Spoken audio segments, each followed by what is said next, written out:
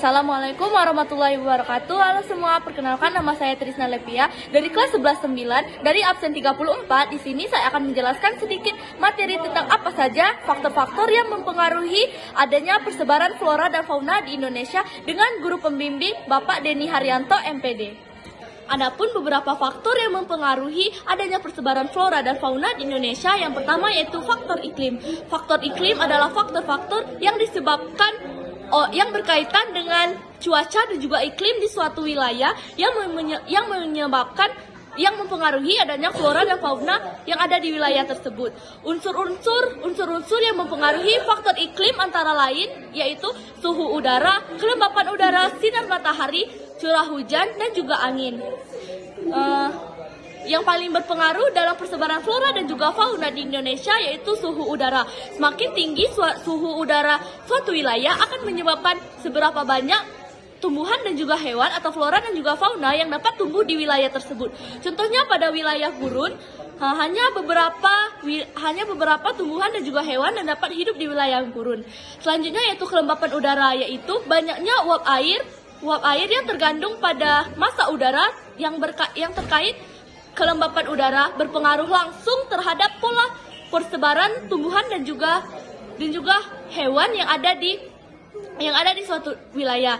Selanjutnya yaitu angin. Angin berfungsi sebagai alat transportasi yang dapat memindahkan uap air dari suatu wilayah ke wilayah lainnya. Gerakan angin juga dapat membantu proses penyerbukan dan juga pemindahan benih dari suatu wilayah ke wilayah lainnya.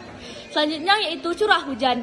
Wilayah-wilayah yang memiliki curah hujan yang tinggi pada umumnya merupakan kawasan yang diminati oleh aneka spesies dengan jumlah yang banyak dibandingkan wilayah yang memiliki curah hujan yang rendah. Faktor yang kedua yaitu faktor edafik.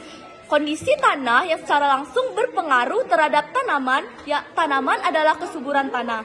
Tanah yang subur merupakan media optimal bagi pertumbuhan. Yang ketiga yaitu kondisi fisik bumi. Relief merupakan tinggi rendahnya permukaan bumi.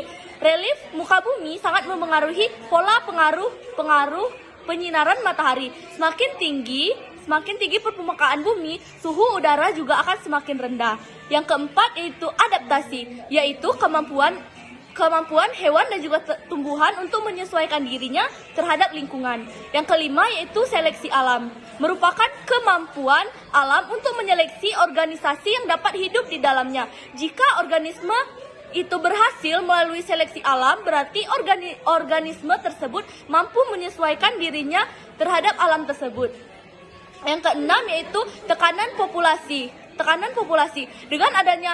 Dengan adanya populasi yang meningkat, maka makanan yang dibutuhkan oleh hewan juga akan semakin meningkat dan akan menyebabkan migrasi secara besar-besaran. Yang ketujuh yaitu manusia. Aktivitas manusia dalam pengelolaan lingkungan dapat berdampak pada penambahan atau sebaliknya pengurangan pada organisme lain di alam terbuka. Terima kasih.